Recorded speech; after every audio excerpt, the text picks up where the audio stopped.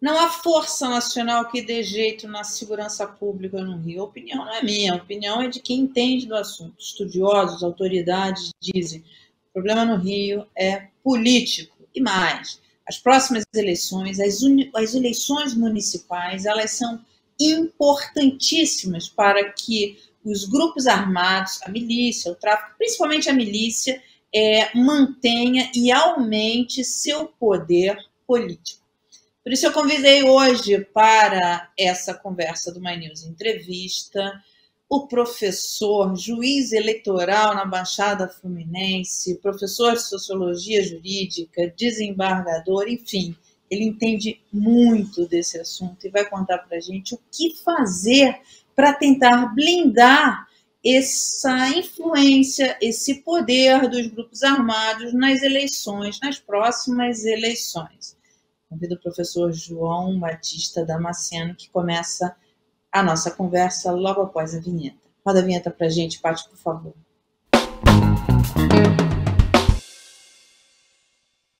Professor, muito obrigada por ter aceitado o nosso convite para tratar desse assunto tão importante, né?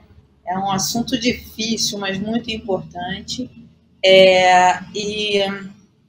Essa semana que passou, teve uma reunião do Conselho da Firjan, em que estava o ministro da Justiça, em que estava empresários, professores, estudiosos, sociólogos, enfim, e uma boa parte de quem cuida da segurança nacional, da segurança pública, estava o diretor da Polícia Federal, diretor da Polícia Rodoviária, comandante da Força Nacional, tentando achar soluções para o que acontece no Rio. E a solução, há uma convergência de que é uma solução política. Você concorda? Não tenho a menor dúvida de que a solução é política.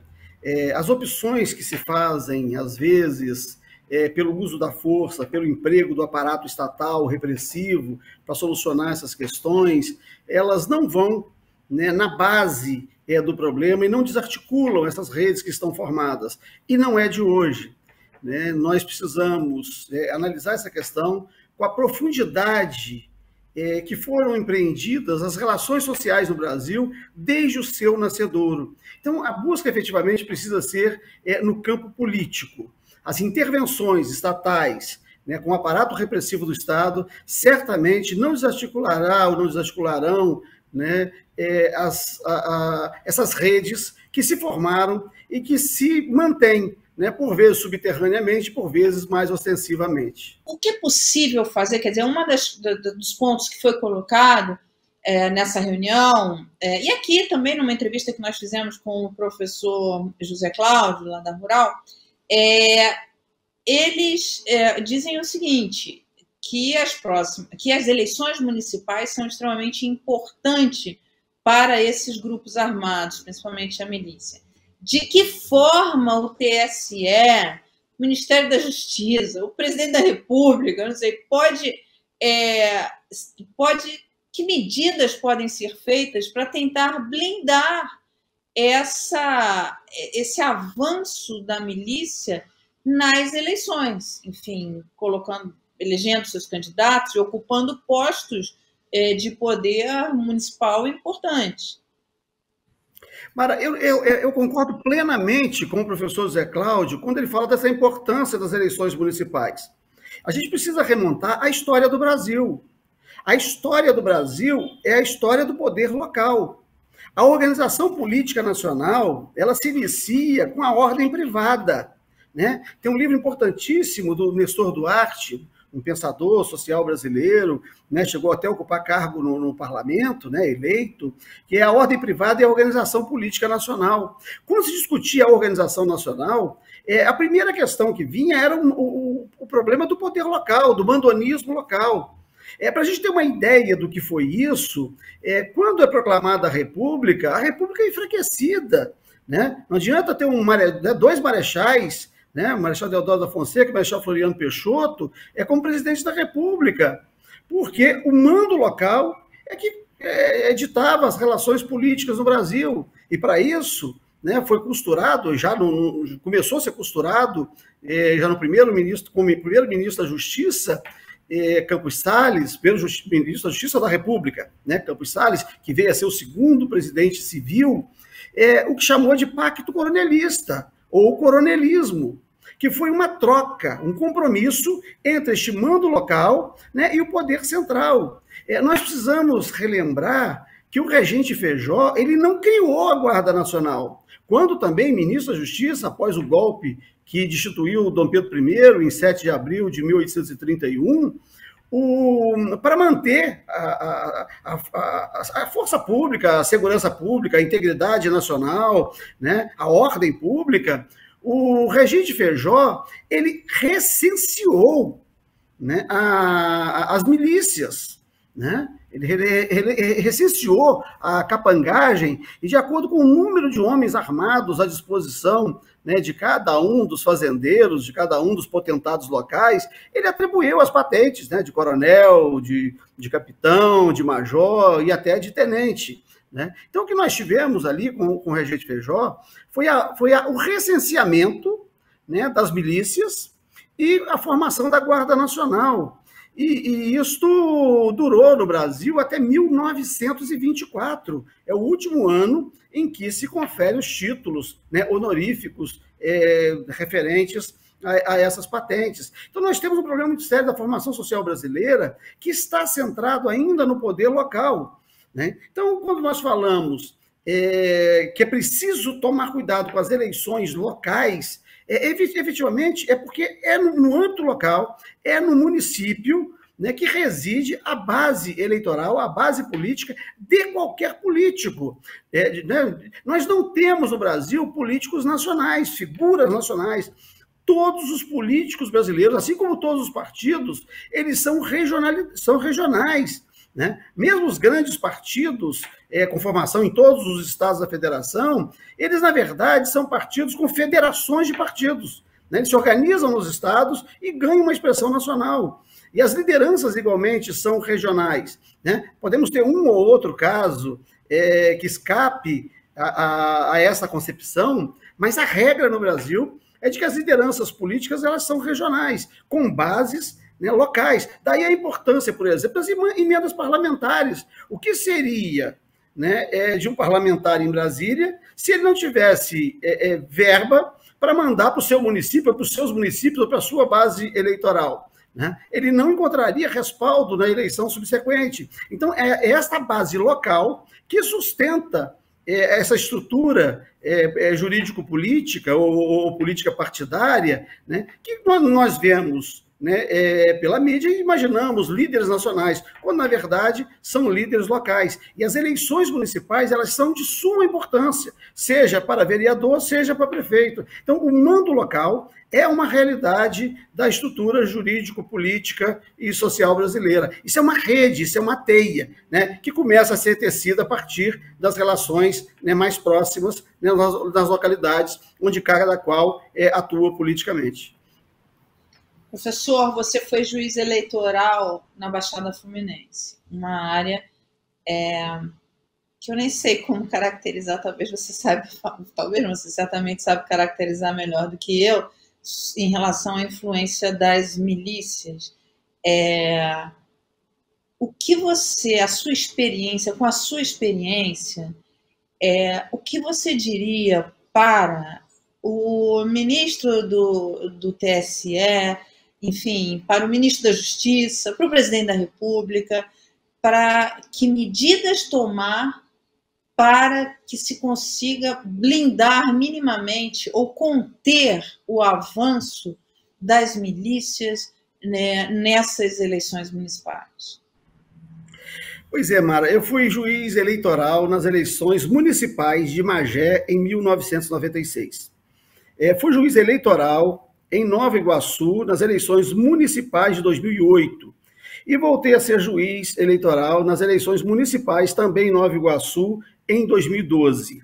Eu fui juiz 3 anos em Magé e depois 15 anos em Nova Iguaçu. Este é um problema muito sério, né, muito complicado, né, não existe uma fórmula simples.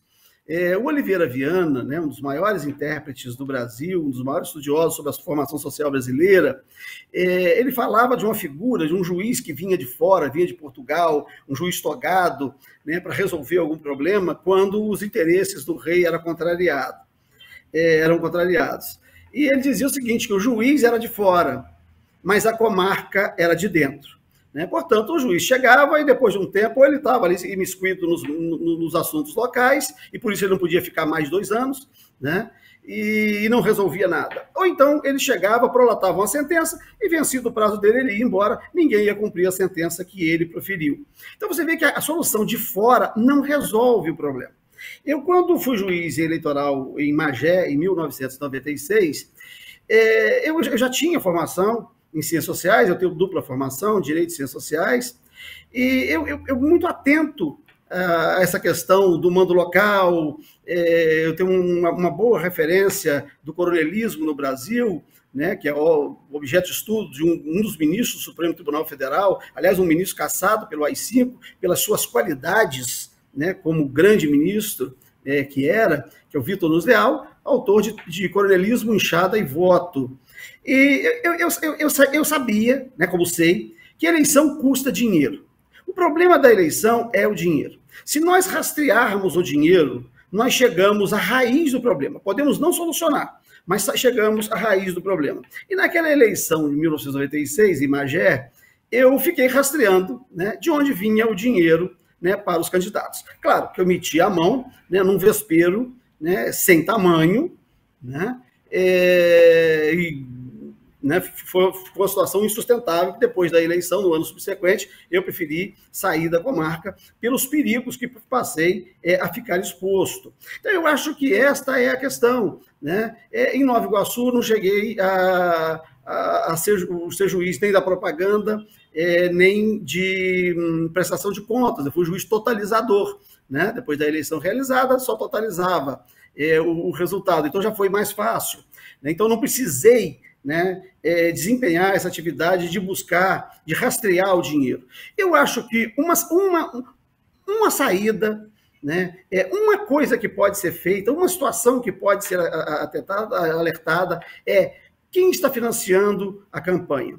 Cada santinho que foi exposto, né, vamos à gráfica para saber quem pagou por aquele santinho, quem pagou, né, pela equipe de campanha. Eu acho que esta é a questão. Não existe a possibilidade de chegar com a força, não existe a possibilidade de convocar grupo, né, o aparato repressivo do Estado, o aparato armado do Estado, para fazer controle deste mando local, porque ele é muito sutil.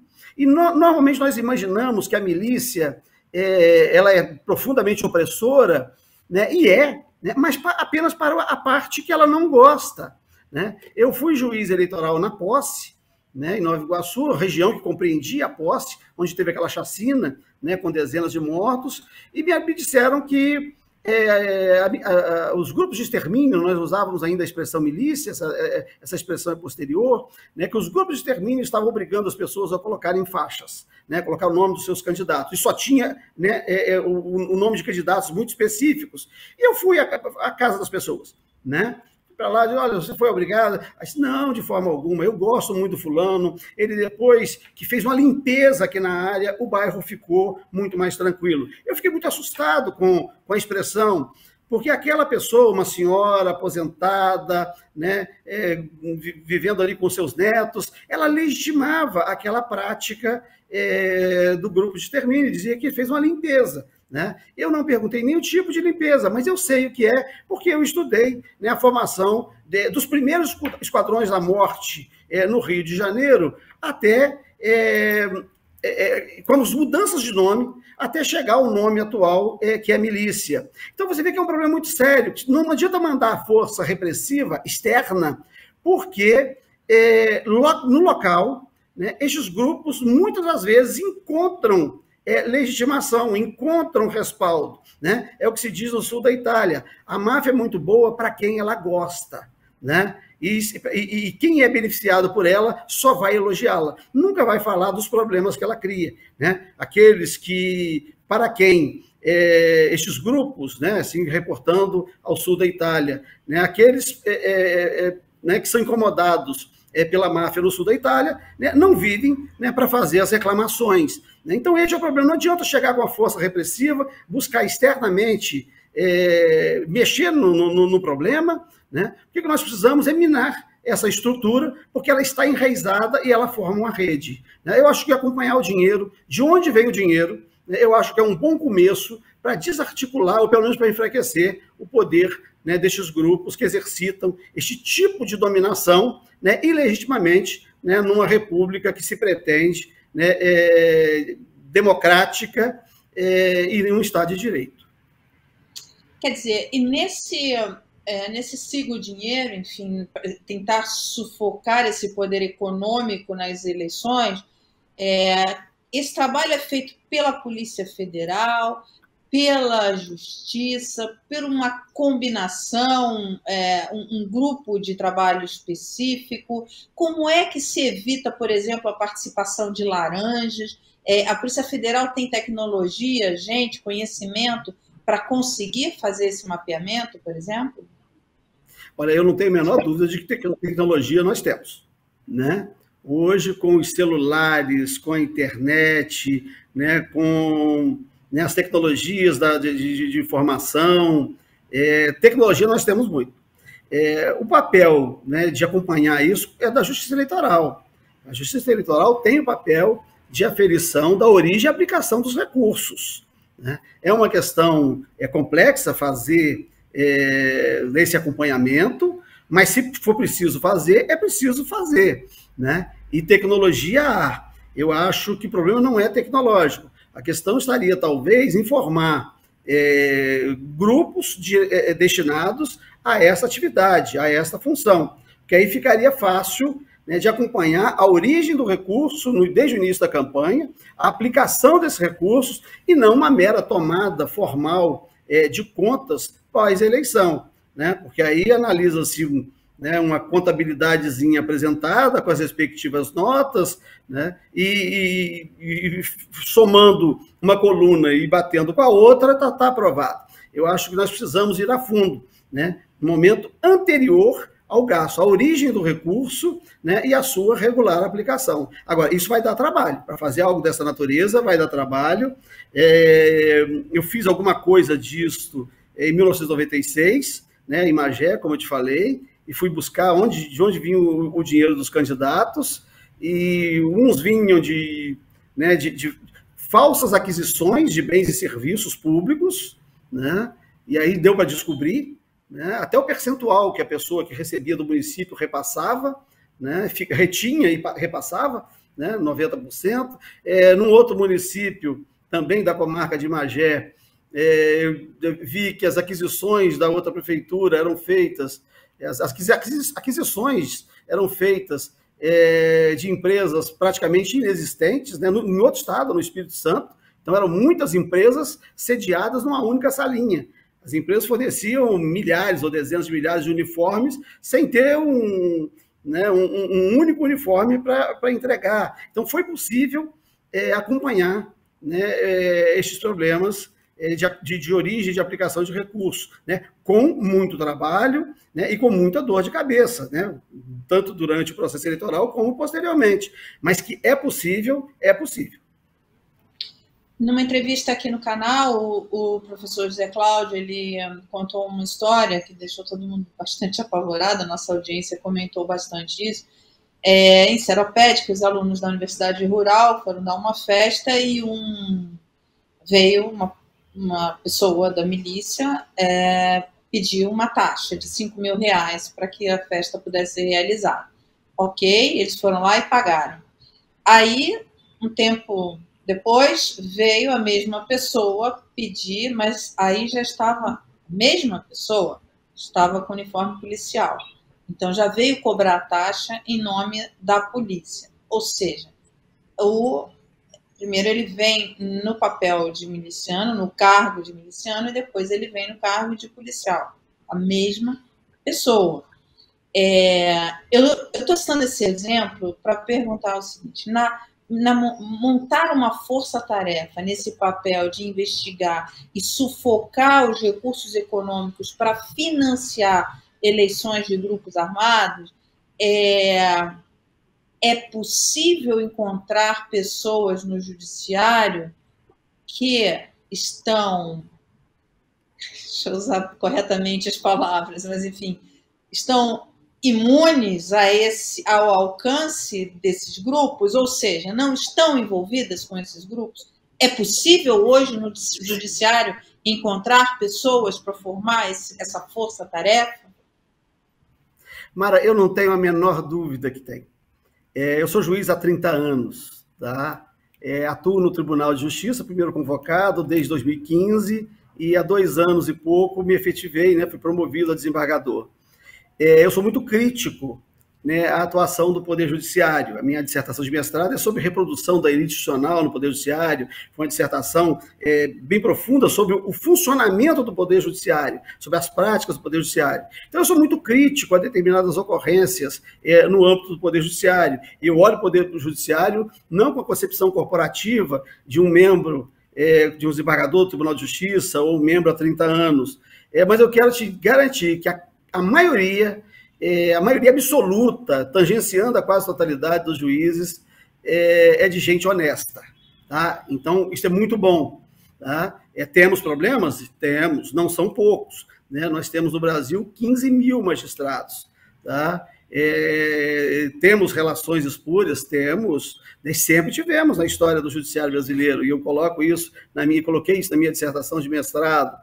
Mas a maioria dos juízes é de gente honesta. Tá?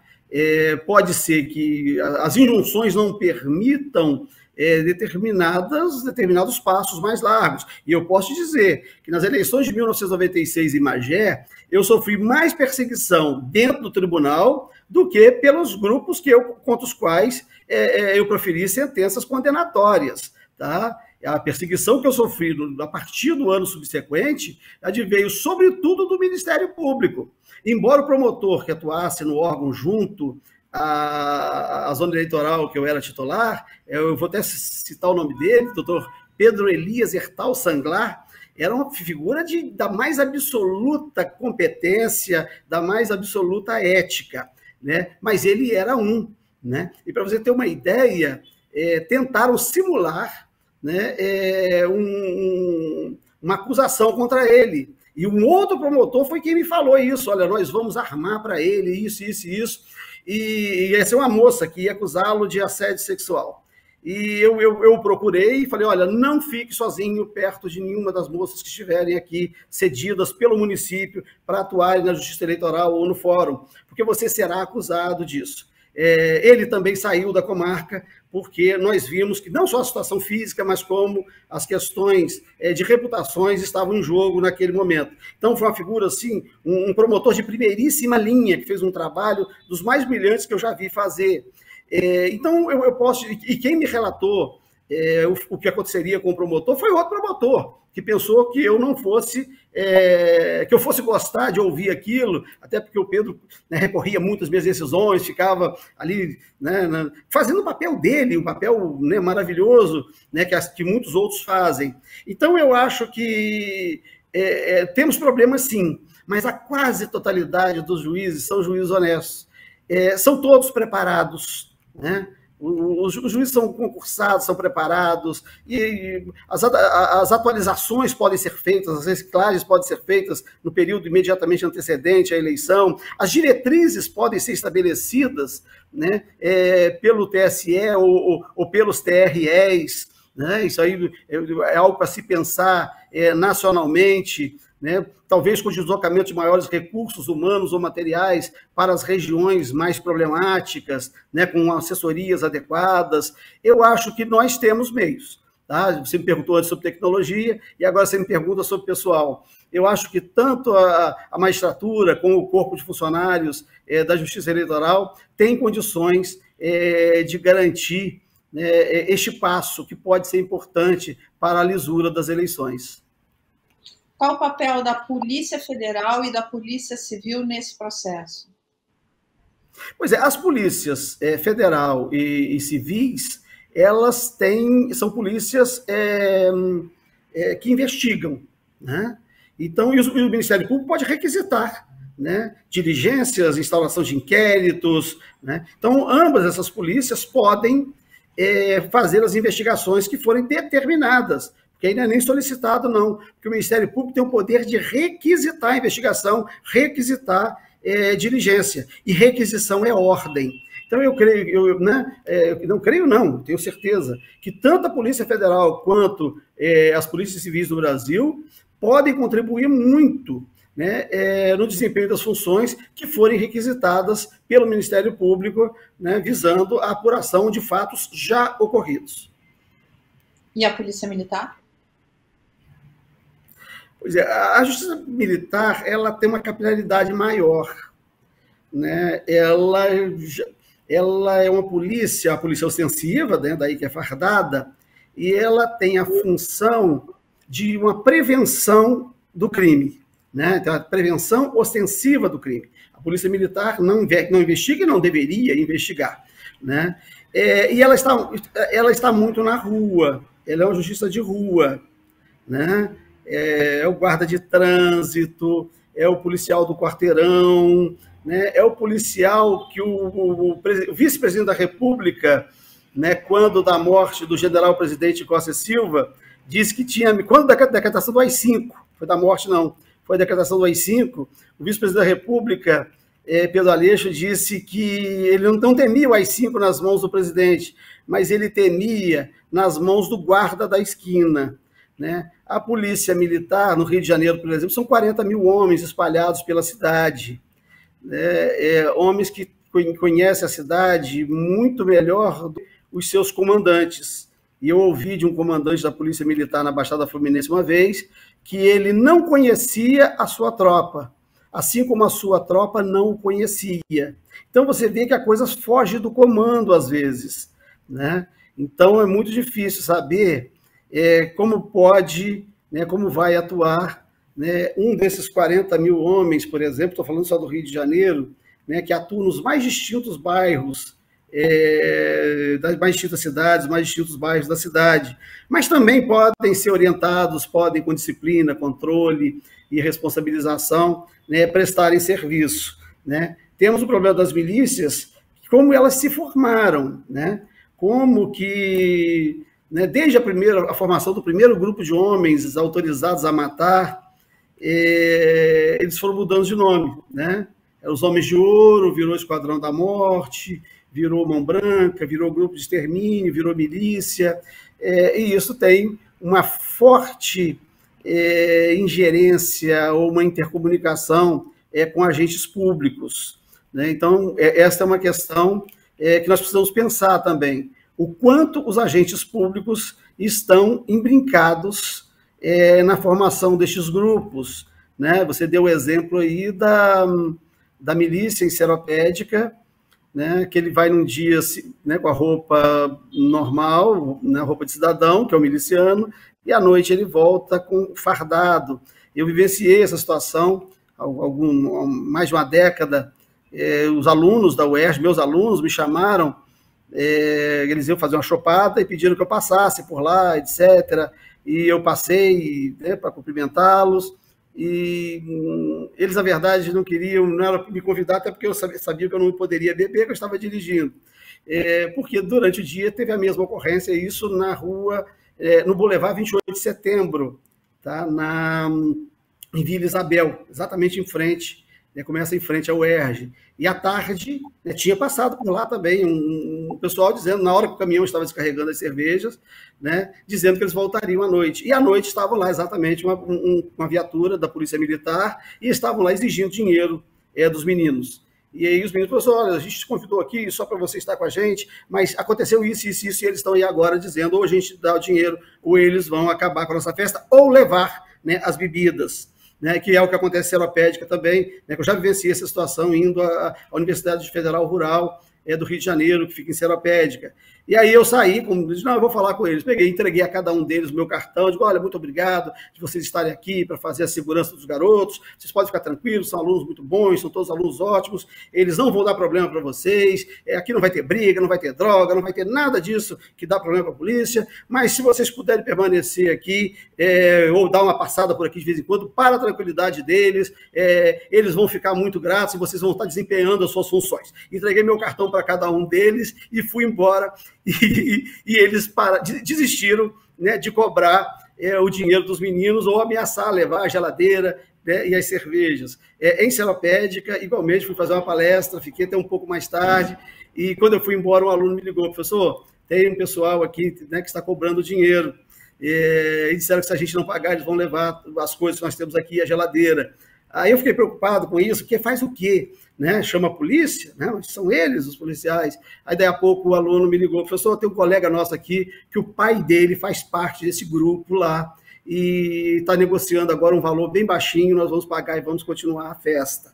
Tá? Digo, não diga que me falou isso não, porque eu não estava aí como magistrado, eu estava aí como professor e não tenho o dever, né, como professor, de tomar qualquer providência nesse sentido. Então, eu conheço essa realidade do Rio de Janeiro, tanto na 28 de setembro, aqui, né, em Vila Isabel, em frente ao UERJ, quanto lá em Seropédica, onde já vivenciei também essa situação. Então, você vê que a gente vivencia essa situação, então, há essa relação muito direta entre estes grupos paramilitares e os grupos, estes grupos, né, marginais à lei, né, à margem da lei, e os agentes públicos, mas isso está na formação destes grupos.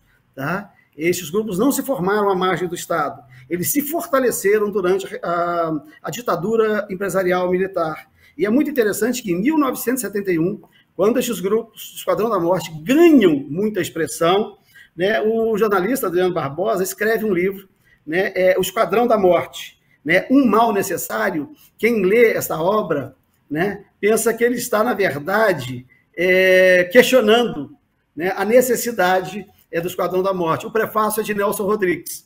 Né? Na verdade, ao discutir se era um mal necessário, ele estava denunciando a existência, né, destes grupos usados na repressão política, né, e também no enriquecimento, e o Nelson Rodrigues, maestralmente, né, fala desses grupos existentes, se difundindo pela cidade, participando, né, do combate à repressão, e a pergunta era se era um mal necessário, mas, na verdade, eles estão denunciando a existência dos grupos.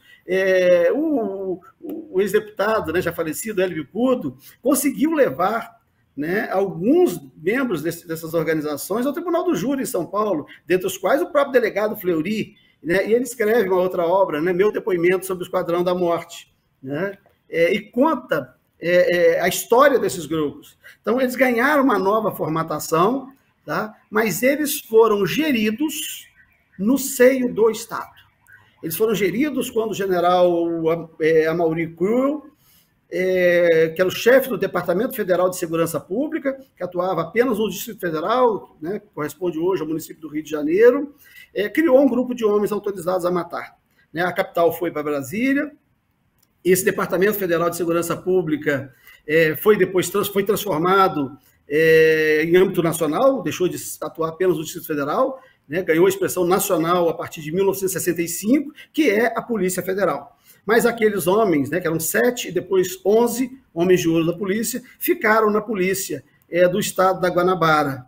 Tá? E estes homens que se difundiram, né, replicaram e deram origem, né, aos grupos de extermínio, aos Esquadrões da Morte e aos grupos de extermínio. Né, depois o Mão Branca, depois, né, vai mudando de nome, que são hoje as milícias. Então, nós temos um problema criado pelo Estado, no seio do Estado, e estes grupos, eles atuam como entidades paramilitares, né, e daí a dificuldade, porque estão relacionados à estrutura do Estado, a estrutura da administração pública, com estreitos vínculos com agentes públicos, quando eles próprios não são, né, agentes públicos numa hora, e participantes dessas atividades em outro momento.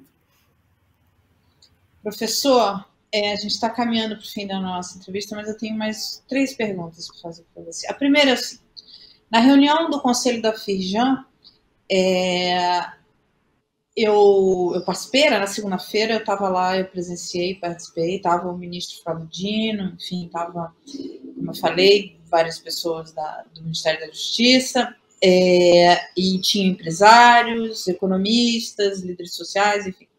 E eu ouvi, né, de um dos participantes da reunião dizendo: ministro, o Rio de Janeiro está de joelhos pedindo a sua ajuda. Você vê na reunião, em todas as pessoas presentes, assim, o desespero, o fundo do poço, pode-se dizer isso, eu não sei. O que mudou do prefácio do Nelson Rodrigues até hoje, que chegou a esse ponto? Quer dizer, você está me contando, a gente está fazendo um passeio na história, você está fazendo um passeio na história com a gente.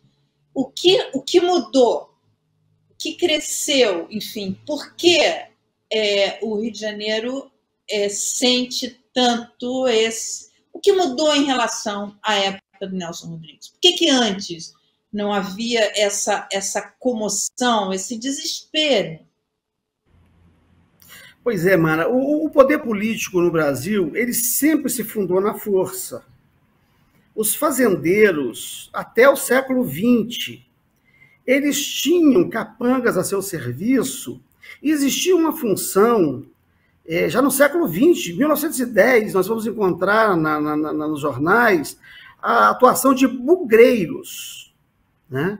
Eram homens que saíam pelo interior para caçar e matar índios, né, indígenas, né, os povos originários, que incomodavam as suas plantações ou as suas criações. Então, nós vamos encontrar os brugueiros em 1910 e escritos, né, defendendo a eliminação física, né, dos indígenas. Tá? Isso gerou, em 1910, uma reação muito grande.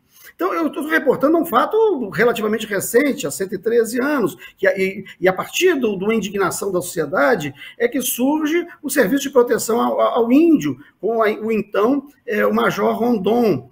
Então, nós temos uma história de muita violência. Só que essa violência dos capangas, das milícias, das ordenanças, né, dos bugreiros, né? Imagina a pessoa que trata o outro como um bugre a ser caçado e abatido, né? Isso estava a serviço do poder econômico. Então, o que sempre analisamos na história do Brasil é que esses capatazes, capangas, matadores, sicários, eles estavam a serviço do poder econômico. Então, nós vamos encontrar muita violência política no Brasil. Pinheiro Machado foi assassinado no Hotel dos Estrangeiros, aqui perto na Praça José de Alencar, perto do Largo do Machado, por um sicário que veio, né, do Rio Grande do Sul, que se aproximou dele com muita rapidez e maestria, sacou um punhal e lhe enfiou embaixo da costela e o matou. Nós vamos encontrar muitas dessas ocorrências. O pai do Ariano Suassuna, quando a Revolução de 30 era deputado, vem para o Rio de Janeiro, que se ele ficasse lá, ele seria morto, e sai de lá um matador, né, e o assassina aqui no centro da cidade do Rio de Janeiro, né, na proximidade da Lapa. Então, nós sempre tivemos, né, estes grupos, né, a serviço do poder econômico. O que aconteceu com a ditadura empresarial militar, e aí vale a pena, realmente você fez uma referência muito precisa, né, sobre essa obra prefaciada pelo Nelson Rodrigues, é que estes grupos passaram a atuar com uma certa autonomia, né? Então nós tivemos gente do Exército que deixou de ser, né, oficial do Exército e entrou para a contravenção. Nós tivemos policiais que tentaram simultaneamente ser policiais e entrar na contravenção, né, e assumir... Nós tivemos a mortandade dos bicheiros no final dos anos 60, né? Porque ao invés de matar um velho bicheiro vinculado à velha ordem e colocar um novo no lugar, né, se fazia o serviço e assumia o lugar dele. Então, esses grupos descobriram que, ao invés de matar, ao invés de fazer o serviço para os outros ganharem dinheiro, eles passaram a ganhar dinheiro, né? Esta é uma questão. Nós tivemos também uma escalada do negocismo de agentes públicos que não se contentaram com as suas funções, né, e passaram simultaneamente a exercer atividades econômicas nos lugares onde eles deveriam exercer apenas a função pública. Né? Em Nova Iguaçu, onde eu fui juiz, antes de eu ser juiz, evidentemente, ainda durante a ditadura empresarial militar, tinha um promotor, que era o promotor do júri, tá, que era sócio numa distribuidora de bebidas com o comandante da Polícia Militar, e que usavam policiais da Polícia Militar na segurança dos caminhões de entrega de bebida. Tá? O comandante deixa de ser comandante, o promotor vai embora, né? Quem ficou agora encarregado de fazer a distribuição da bebida? Né? Quem assumiu o depósito, né? Assumiu o negócio de distribuição de bebida. Então, estes grupos se formaram, né? Na medida em que aprenderam que poderiam também fazer negócio. Tá? Eu, quando ouvi pela primeira vez essa expressão, né, eu não fiz negócio, foi do professor Darcy Ribeiro. Né? Nas memórias dele, ele fala que fez um único negócio, que ele emprestou dinheiro a um amigo para regularizar umas terras, e quando o amigo pagou a ele, né, ele, né, entrou numa empreitada, poderia ter perdido o dinheiro, e quando pagou a ele, ele comprou o apartamento em Copacabana. E ele fala que foi o único negócio que ele fez. Né? E as pessoas que conviveram, eu conheci, mas não convivi com o Darcy Ribeiro, e as pessoas que conviveram com ele, muitas das quais estão vivas aí ainda, falam o seguinte, que ele não aceitava nem garrafa de vinho no Natal. Né? Construiu todos esses CIEPs, sambódromo, construiu essas coisas todas, né? Geriu, né, milhões, centenas de milhões de dólares e nunca aceitou, né, uma caneta de presente ou uma garrafa de vinho no Natal, né? Porque ele achava que isso era incompatível com a função pública que ele estava exercendo. Ele não se acostumou a receber presentes nem a fazer negócios. Né? Mas o que aconteceu é que estes grupos aprenderam a fazer negócio. E eles hoje são negociantes. Eles usam o poder que têm, a arma que têm, o aparato que têm, o mal que podem fazer com as funções que exercem, né, para desempenhar a sua atividade principal, né, que é fazer negócio. Eu acho que o problema está aí, e eu acho que o empresariado, efetivamente, deve estar muito preocupado, porque a concorrência é desleal. Né? Um empresário que desempenha suas funções, né, de acordo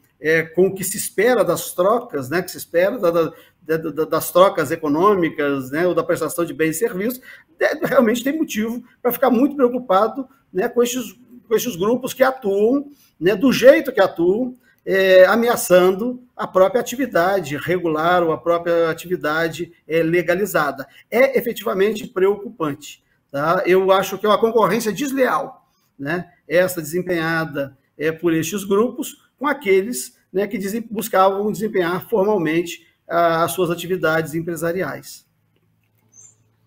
Professor, você contou a história dos alunos na festa, enfim, como foram abordados.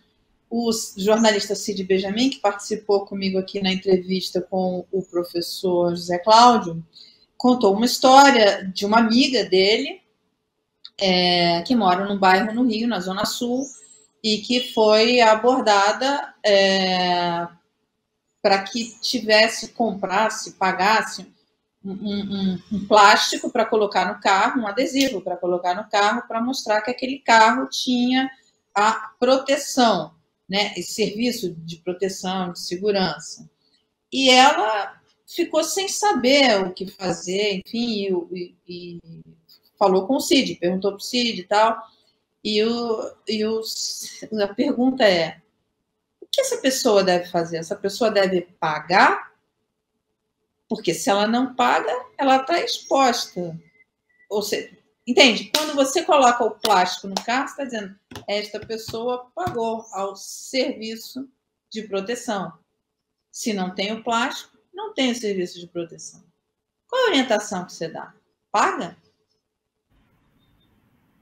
Muda. Não tem muda. como. Não tem Muda, mas muda para onde, professor. Muda para onde? Se está mostrando para todos os bairros. Mara, eu conheço essa realidade também. E vou te dizer mais. Se você paga e coloca o plástico, eu sei, não é, a resposta não é muda, não. É porque eu não passa outra coisa pela minha cabeça. Tá? Vamos para a Lua. Ou a gente acaba com isso, ou a gente muda para Marte. Porque se você paga e coloca o plástico, você está vinculado àquele grupo. Na eventualidade de uma mudança de comando do grupo, você é alvo. Se você se recusa a pagar, você é alvo daquele grupo que está exercitando aquele poder naquele lugar, porque você se recusou a pagar ou a colocar o plástico. E aí a coisa é muito séria. Porque eu conheço essa realidade também, atuando, né? Eu moro na Zona Sul do Rio de Janeiro, mas eu conheço muito mais a periferia do que o próprio bairro que eu moro. Tá? Eu atuei minha vida inteira nessa cidade. Eu estudei, eu vim de Minas adolescente, eu conheço essa cidade, né, a periferia integralmente. Eu não vim de estudar aqui, fiquei morando na Zona Sul, onde moro, né, há mais de 30 anos. Eu conheço essa realidade. E sei do problema que uma pessoa sofre se ela passa por uma blitz. Eu não vou nem falar desses grupos marginais. Se ela está indo para casa e encontra uma blitz e está sem o plástico. Se ela estiver com o plástico, ela não será parada. Se ela estiver sem o plástico, ainda que a blitz se desenvolva da mais absoluta regularidade, ela tem maior possibilidade de ser parada. Isso não há pesquisa nenhuma que vai mostrar disso. Isso só a vivência lamentável ciência dessas ocorrências nos permite tomar, saber que essas coisas existem. Então, uma pessoa, né, eu conheço isso de uma região aqui, né, na zona da Leopoldina, de uma professora que vivenciava essa situação. Né? Então, ela colava um plástico quando se aproximava da casa, do bairro, e retirava o plástico, né, depois, para poder rodar pela cidade. Então, ela fazia, né, e com muito incômodo.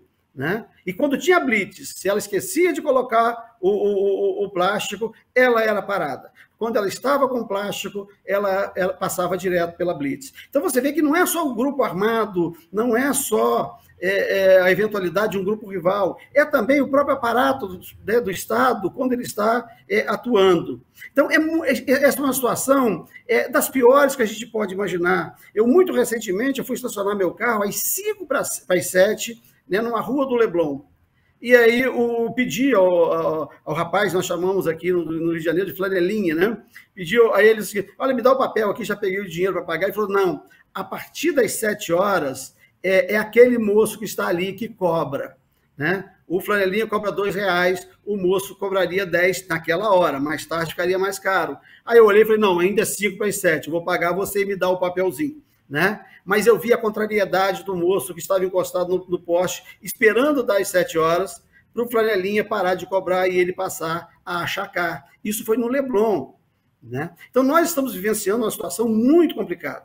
Né? Essa questão da identificação do carro com plástico, que possibilita o trânsito, é um retorno à barbárie ou aqueles piores momentos da Idade Média, né? Em que os donos dos feudos cobravam por passagem. Isso é o impedimento do direito de ir e vir e da livre circulação de pessoas, né, de bens e de serviços. Né? Se nós não dermos conta disso, nós voltaremos a um período da história em que era possível se locomover de uma vila para outra, sem subordinação aos abusos que os grupos armados exercem nas próprias vilas, nas entradas ou saídas, ou ao longo do caminho. Né? Então, eu não tenho uma resposta para você. Né? Numa situação dessas, a única coisa que eu imaginaria que eu poderia fazer seria essa. Aquecer, né? Concordar não pode, resistir não pode, né? E aí o risco é da própria vida. Né? Aquecer, ainda que momentaneamente fica sob risco, né, da mudança de comando e se tornar alvo de um grupo rival que venha tomar, né, a região. Então, é uma situação desesperadora. Os empresários que estiveram nessa reunião realmente têm toda a razão. Então, preciso pensar uma situação urgente para desarticular esses grupos, tá? Porque senão nós vamos sucumbir, né, como cidade, como um lugar de convivência, né, com marcos civilizatórios, nós vamos retornar à barbárie, né? E é o caminho, né, que nós estamos seguindo. E não adianta fazer ocupações armadas, fazer aquilo que foram as UPPs, porque aquilo foi um péssimo exemplo. Policiais foram flagrados durante a UPP, não tiravam nem folga, trabalhavam em escala desumana, mas voluntariamente, e foram flagrados ao telefone, convidando os outros, olha, venham, isso aqui está um garimpo, né? Eu não vi nenhuma autoridade até hoje dizer, né, o que os policiais em serviço, né, se reportavam aos colegas pelo telefone, convidando-os a voltarem ao trabalho depois da sua jornada e dizendo que estava muito bom, que estava um garimpo, né? Então, né, é inimaginável que a gente possa viver, né, numa situação dessa natureza, em que agentes públicos, né, se comportem, né, na pilhagem, tal como se fossem piratas, né, tomando o navio. Não vou nem usar a palavra corsário, tá? Usei pirata mesmo, né? Como piratas encostando num navio, né, regular de transporte de pessoas, cargas ou prestação de serviços. Eu conversei com alguns analistas políticos, enfim, gente que acompanha e estuda esses grupos armados. Conversei com eles essa semana para que me fizesse uma avaliação do que aconteceu na Assembleia Legislativa do Rio, onde foi, enfim, vários eventos sucessivos, mas o principal deles onde foi mudado às pressas os critérios para nomeação do secretário, porque precisaria ter determinado tempo, 15 anos, eles baixaram para 12 anos para que pudesse assumir um novo secretário e mudaram rapidamente. O secretário anterior teve 3 semanas de gestão e aí mudaram. Bem, conversando com esses analistas, eles dizem o seguinte, olha, isso já é uma movimentação para as próximas eleições municipais. Já é uma movimentação para como, inclusive, distribuir emendas e recursos para as próximas eleições municipais. Você acompanhou esse movimento? O que você acha disso? Olha, Mara, eu busquei ficar distante, porque a gente só entende essas relações quando a gente está muito próximo delas. Sem proximidade, não dá para saber, tá? Essa é uma questão da estrutura administrativa do Estado. Muitas das coisas que nós tomamos ciência pela mídia, né, pelas narrativas, né, de quem não está participando, não se confirma, né? Então, eu tomei ciência, né, mas à distância, e não tenho nenhum conhecimento sobre as injunções, né, que implicaram ali essas alterações de critérios, né, e a própria substituição, a curta duração do secretário. Mas o que me causa estranheza no Rio de Janeiro é a existência de 2 secretarias, né? Uma secretaria de Polícia Civil e uma secretaria de Polícia Militar, e restrições ao governador para a nomeação dos secretários. O secretário de Estado é alguém da confiança do governador, né? Essa restrição ela limita a capacidade política do governador, né? Então, é estranho isso. Nós tivemos uma situação de criação de 2 secretarias, foi no primeiro governo Brizola, porque quem nomeava o comandante da polícia era o comandante, tendo secretário de segurança, e comandante da polícia era o Exército, né? E para evitar que o Exército nomeasse um comandante da polícia como aqueles envolvidos na bomba do Rio Centro, o Brizola criou as 2 secretarias, mas foi tão somente para isso, para evitar a ingerência do Exército no âmbito da administração estadual. No presente momento, eu não sei porque há 2 secretarias, tá? E não entendo como é que pode haver restrição ao governador para nomear os seus auxiliares. Isso restringe a possibilidade de boas escolhas. Pode até ser que se faça boa escolha com todas as restrições. É como o ministro da Defesa, né? Nós tínhamos 3 ministérios, do Exército, da Marinha e da Aeronáutica, né? Foram transformados em comandantes militares com um único Ministério da Defesa, e, portanto, não precisa mais ser o mais graduado dentre os militares, né? Não precisa ser militar e nem tem que ser o mais graduado dentre os membros de cada força.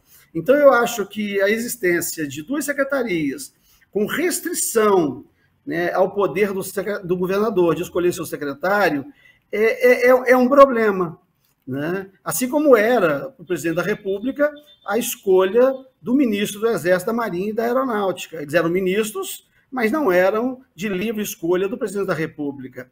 Então, eu acho a estrutura está ruim, né? Tem uma frase atribuída a Montesquieu, né, falando da conjuntura, que ele dizia que não é o vinho que está estragado, é a garrafa, né? Então, o problema é estrutural, né? E, por vezes, nós acreditamos que estamos dando solução e nós estamos criando, né, um maior problema. Tá? Então, eu não conheço, né, o métier em que se desenvolveu essas negociações, ou essas polêmicas, ou essas sucessões, né? Portanto, não me sinto habilitado a opinar sobre isso. E o que eu ouvi ou o que eu li, como não posso confirmar, né, eu também, né, deixo, né, na prateleira, né, para revisitar depois e ver se confirma ou não. Professor, você vai ter que voltar mais vezes aqui, porque esse assunto é extenso, longo, e você conhece bastante. Para a gente fechar esse My News Entrevista, eu vou pedir que você dê um conselho, você dê uma sugestão ao ministro do TSE e uma sugestão ao eleitor para as próximas eleições. Eu acho que o TSE, né, como fui juiz eleitoral, sou juiz há 30 anos, o TSE é formado por gente, é composto por gente muito bem formada, por gente que conhece esse país, né? Tem lá ministros do Supremo, ministros do STJ, né, advogados, tem lá membros do Ministério Público que atuam, tem as assessorias muito bem formadas. Fico com aquela sugestão, né, inicial que eu te falei, de preocupação com os recursos. Ninguém faz nada sem dinheiro. Ninguém faz eleição sem pagar pelo papel, pela comida do cabo eleitoral, pelo transporte, pela hospedagem, né? Todas essas questões custam dinheiro. Se nós tomarmos conta do dinheiro, nós vamos reduzir a influência do poder econômico ou a influência deste tipo, né, de recurso nas eleições. Então, a origem e a aplicação dos recursos é muito importante, né, para qualquer eleição, e eu, né, sempre acompanhei isso muito de perto. Quanto ao eleitor, eu acho que nós estamos vivendo um momento sombrio, né, de crenças nas coisas mais estapafúrdias, de certezas absolutas em coisas que nem verdades provisórias são, né, são mentiras verdadeiramente mentirosas, né? Então, nós precisamos, neste momento, primeiro duvidar do que recebemos como informação, e precisamos não legitimar quem não é compatível com os valores que nós costumamos dizer que temos, né? Então, se eu tenho compromisso com a vida, se eu digo que valorizo a vida, eu preciso valorizar quem valoriza a vida.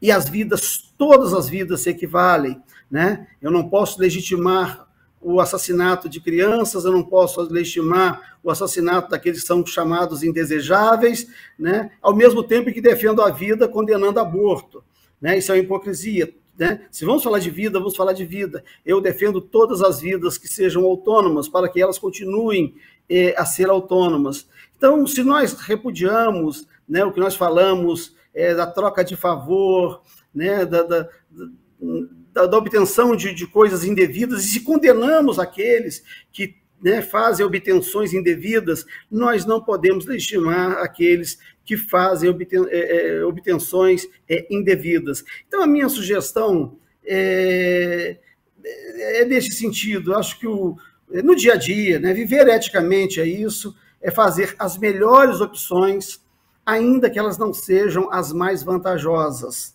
né, mas que são condizentes com os valores que nós dizemos que temos. Então, acho que a minha sugestão é essa, né? Vamos compatibilizar as nossas ações com aquilo que nós né, dizemos que são os nossos valores. E não vamos legitimar, né, estes grupos, em hipótese alguma, porque eles são profundamente danosos. Por mais que se apresentem como bons temporariamente, ao longo do tempo, eles serão muito danosos à nossa coexistência, né? E a própria civilidade que nós precisamos resgatar, né? Porque nós estamos perdendo, né, o fio da meada. Então, eu acho que nós precisamos, para termos, né, para vivermos civilizadamente e coexistente, né, em coexistência, eu não vou nem usar a palavra fraternal, mas uma coexistência respeitosa uns com os outros, nós não podemos legitimar estes grupos, né, que acabarão, né, por destruir um modo de vida saudável que, né, eu imagino que todos queramos construir, né, para vivermos com as nossas famílias, com nossos amigos e com todos aqueles que nós queremos bem. Professor, muito obrigada, viu, pelo seu tempo, por essa entrevista e pelos seus esclarecimentos. Obrigada. Tá? Uma boa tarde, um prazer ter estado aqui com você e quem nos assiste. Você que ficou com a gente até agora, compartilhe esse vídeo, presta muita atenção, vê de novo, presta muita atenção. Você tem medo da violência, você se sente refém, você tem medo de sair à noite, você se sente inseguro? Olha só, olha o caminho que a violência percorreu. Então, fica atento, porque, olha, no próximo ano nós temos umas eleições municipais que são muito importantes. A gente vai aqui no My News, a gente vai continuar trazendo informação para vocês. Se você tiver sugestão, manda para a gente. Até a próxima.